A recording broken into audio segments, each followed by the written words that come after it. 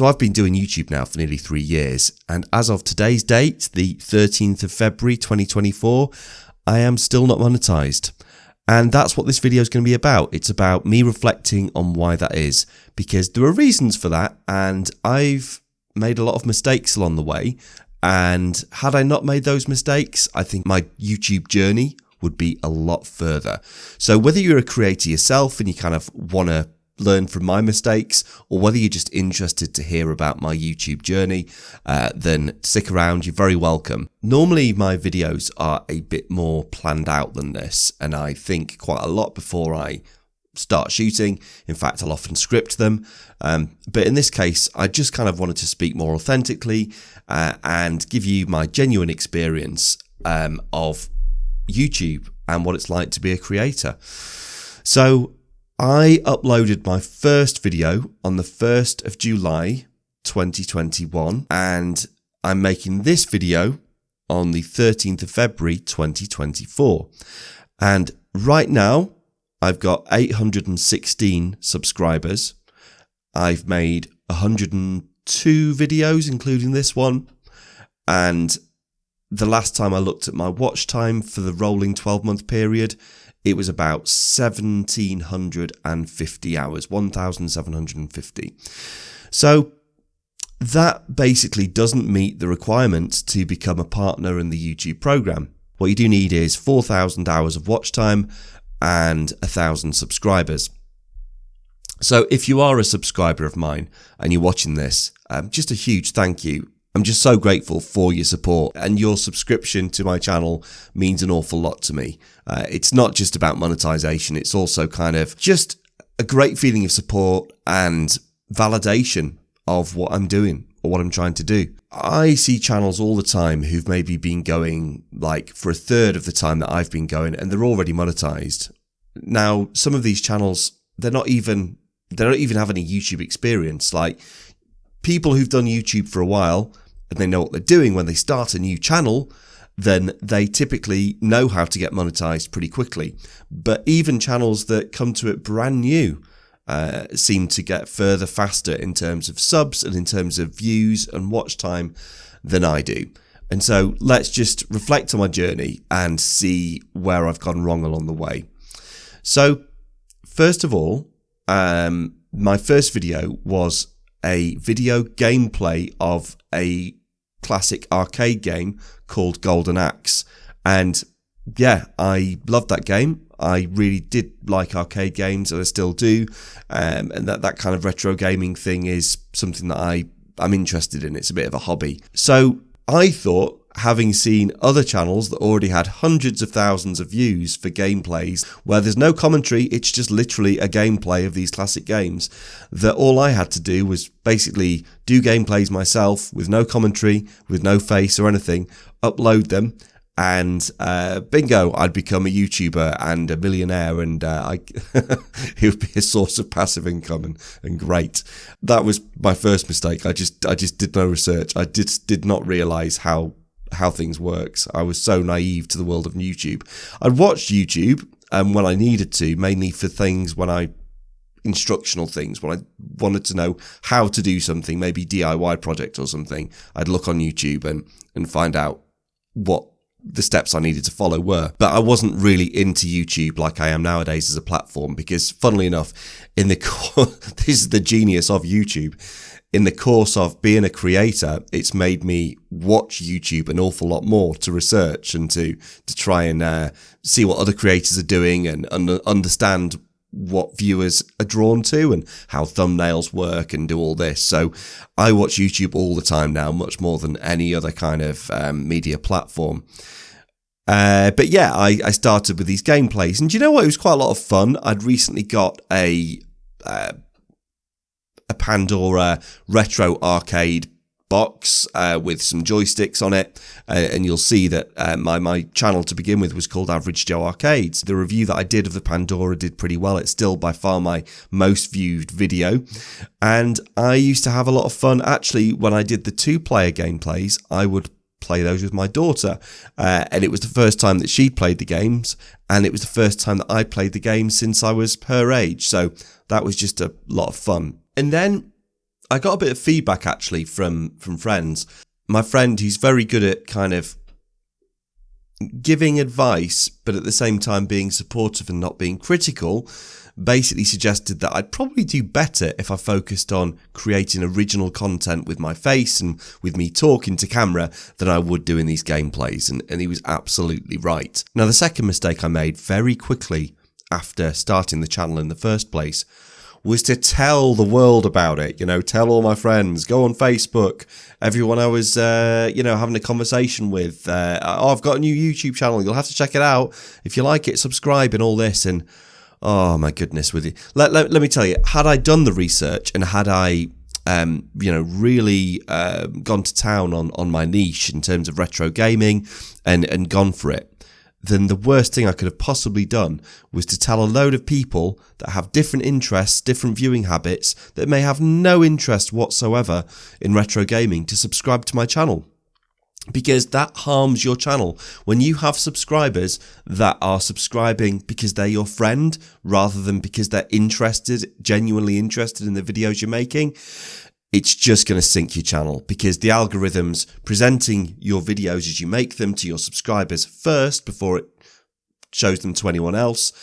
And then when people aren't watching them because they're not really interested in your videos, they're interested in supporting you as a friend, then they're not going to watch them. They're just not. And why would you expect them to? They've done this out of the kindness of the heart, but they don't really care about your particular topic. It could be any topic. People have different interests.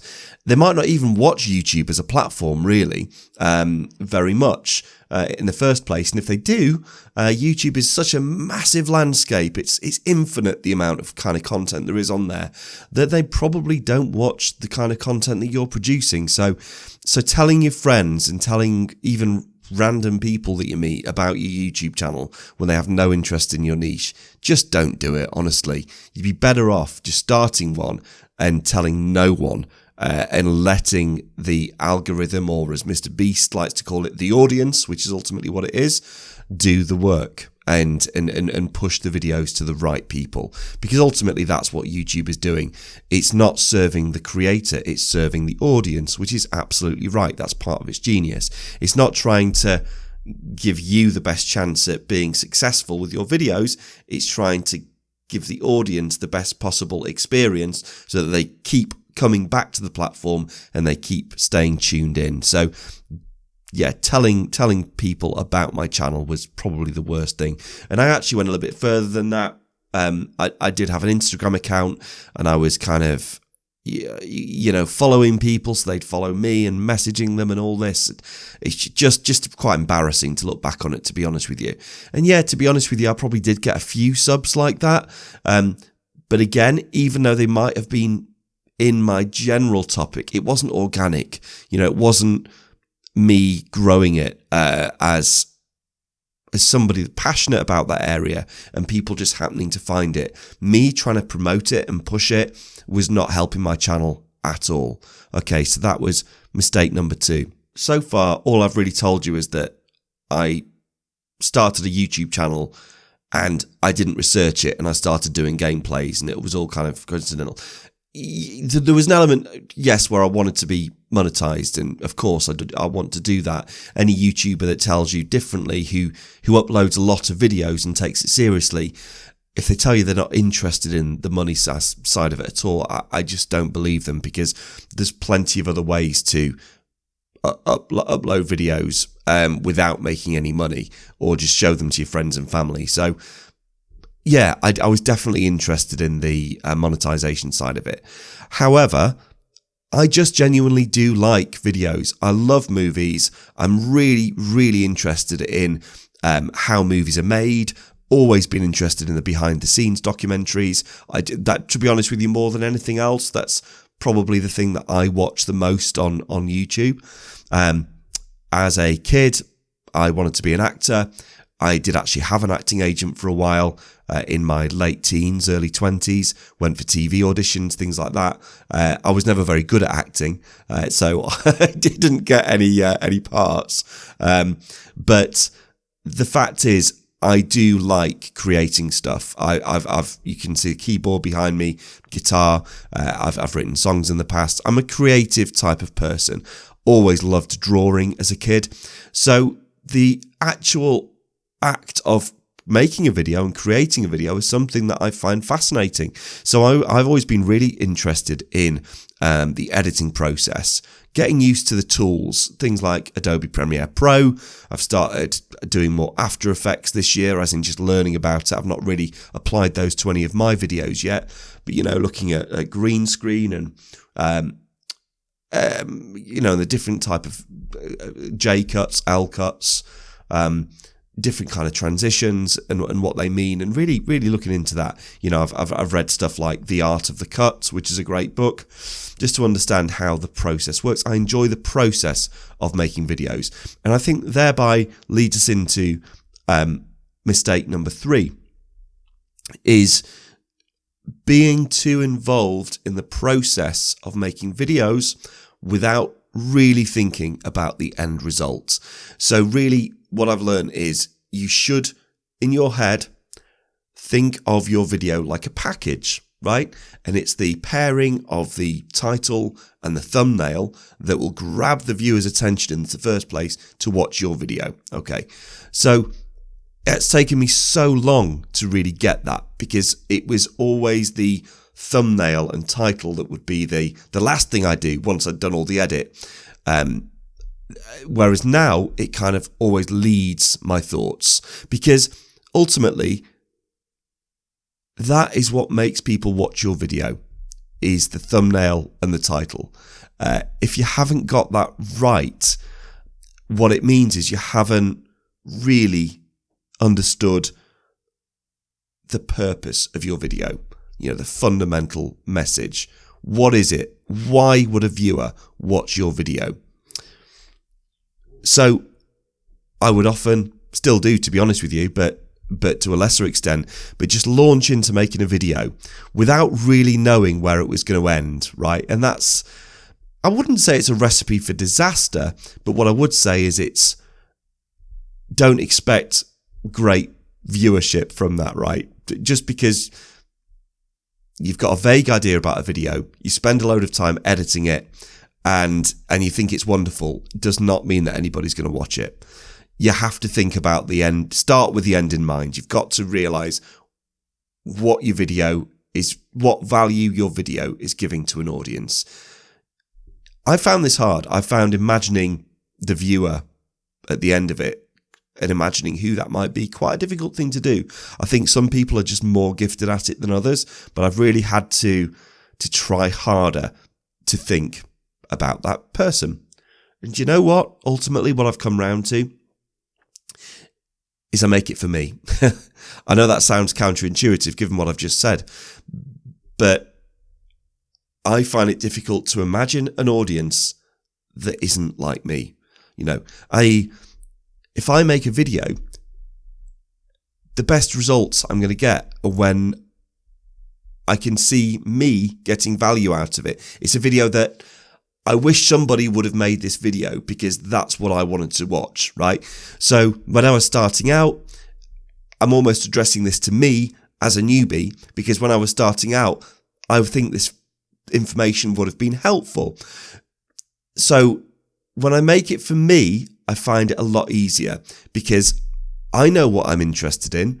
I have these interests. I am this age. I have this demographic profile.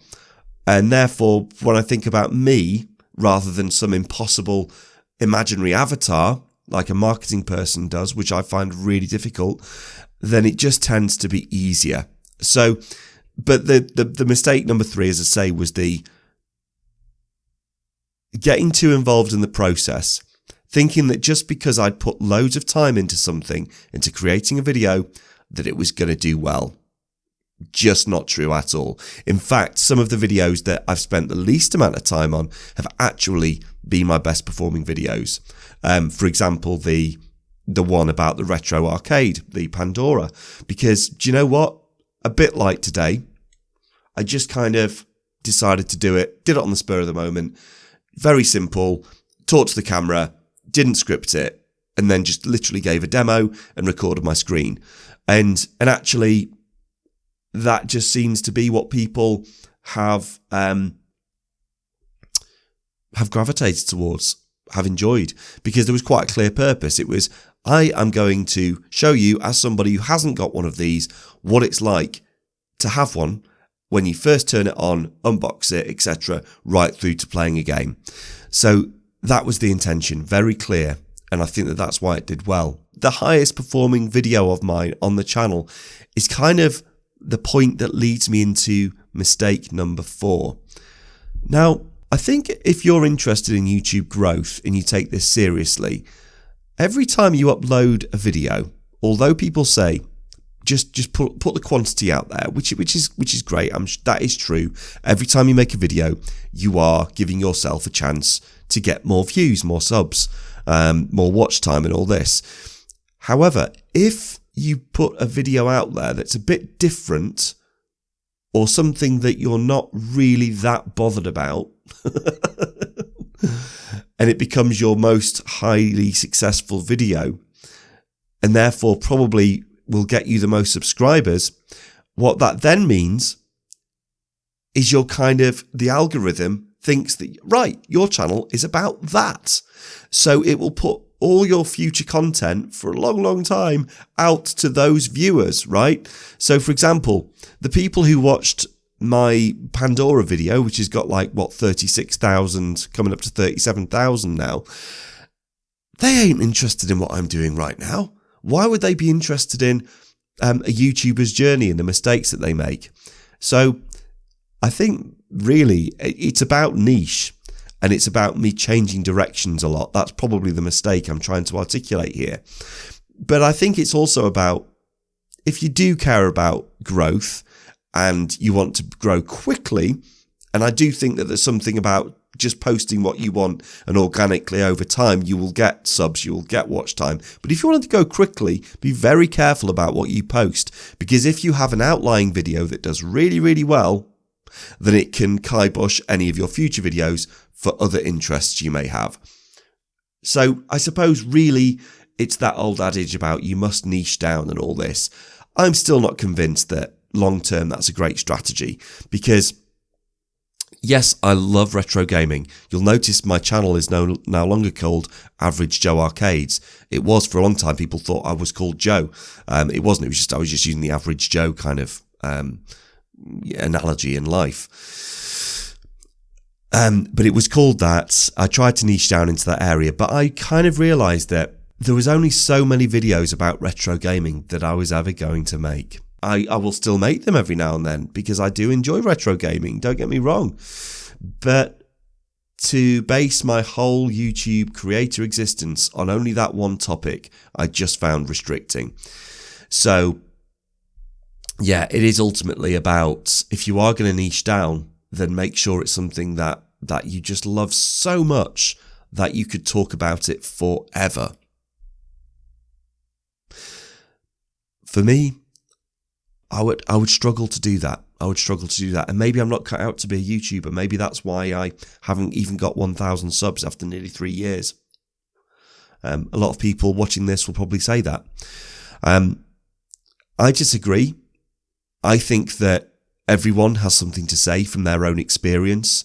I think everybody is unique, and I think that no matter what AI can do, and it is an extremely powerful tool, and there are some, we all use AI without even really realizing it, and I'm not against AI, but I think where humans will have the advantage, while ever our audience is other humans, is we are all so entirely unique, okay, and it's organic, it's natural, and so I don't think it's necessarily about your niche.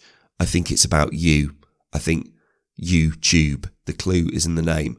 And so I think that over time, if I keep making videos that I'm interested in, whether or not they conform to the same exact topic selection, I think that I'm going to do okay on this platform. And you know what? I enjoy it anyway. So that's probably what I would say.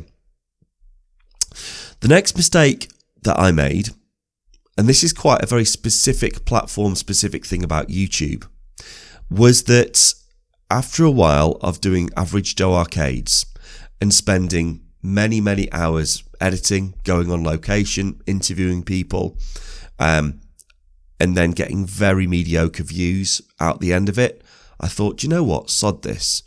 I'm going to combine a very low maintenance channel with another interest I had, which was promoting the city I live in, because I just don't think it gets enough coverage. And so I created a new channel about my city. And what I would do is I would record the news, any local news that featured my city, or any national news even that featured my city, even better. I would record that religiously every day, twice a day, upload that. I would also find documentaries that didn't seem to have copyright claims on them, because you can find them. There are things out there that you can basically rip off, screen record, upload, that don't have any copyright infringement for whatever reason, and so you won't fall foul of that issue.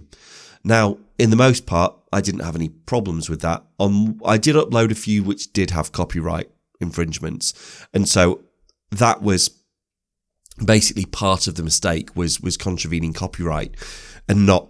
I went from one extreme to the other, basically. I went from creating my own material as somebody who came into this as an amateur, learning all the skills, videography, editing, sound, and all this. And then I went to the opposite, which was repurposing other people's content.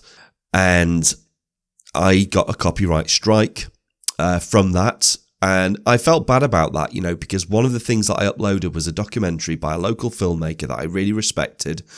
And that person they gave me an out. They said, if you take this down, I won't give you a copyright strike, which I thought was a very fair way to do it. That was the thing that ultimately killed that channel.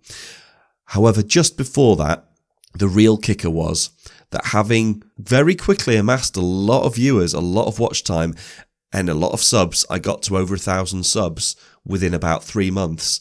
You know what I did? I went for the monetization. I applied for the YouTube Partner Program. And of course, when you get to that point, there is a human who reviews what you've done. And this human basically said, this is other people's content. We can't monetize it. So I'd wasted 3 months. In fact, maybe it was longer. Maybe it was more like 6 months of my life doing all this, sitting down, recording the news, recording other people's documentaries, uploading them. Meanwhile, uploading nothing on my original channel for naught. Now, actually, I kind of considered it a bit of a public service, and that was another reason for doing that channel, was I just really did want to advocate for my city. So maybe it wasn't completely in vain.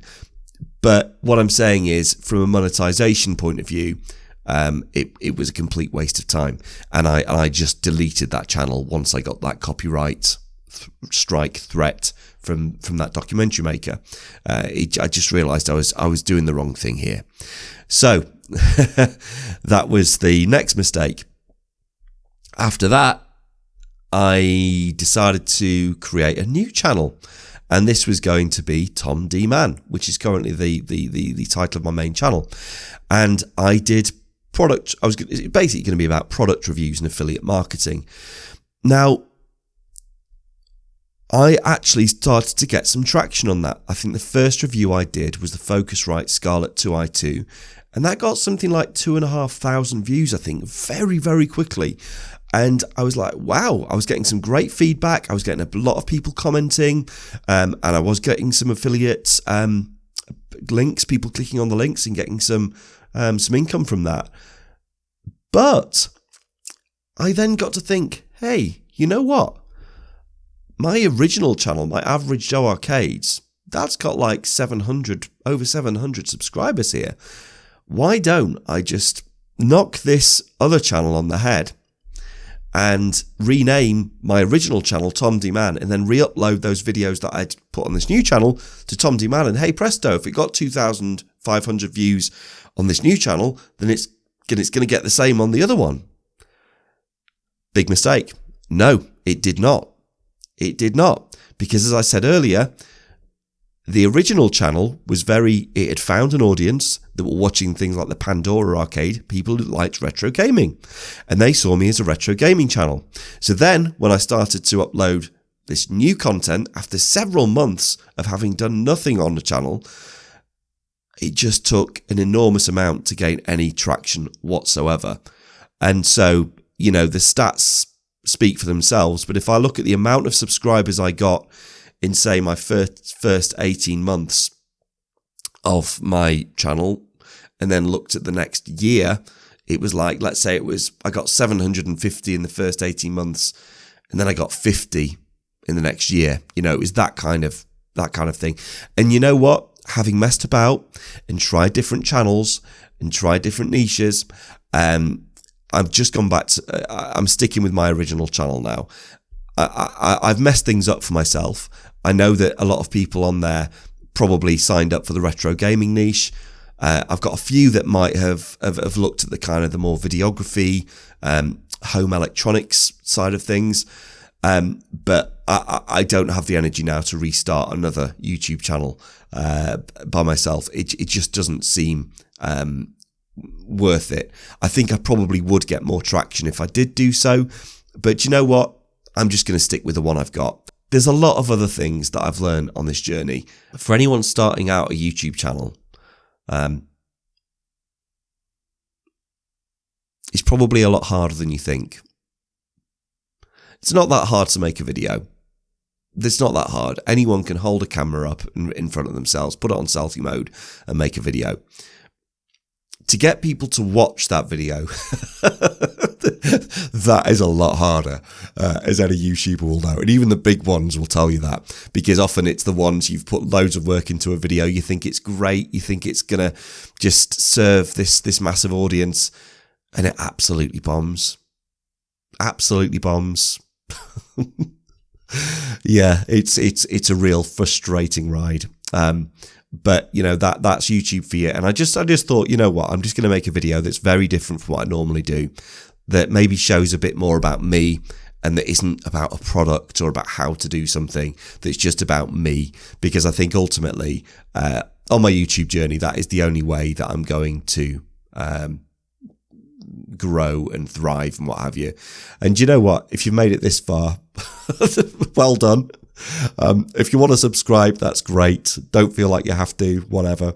If you want to like it, fantastic. If you want to write a comment, great. But yeah, that's where I got to, and hope this has been slightly helpful or entertaining, or neither of the two. Who knows? Bye-bye now.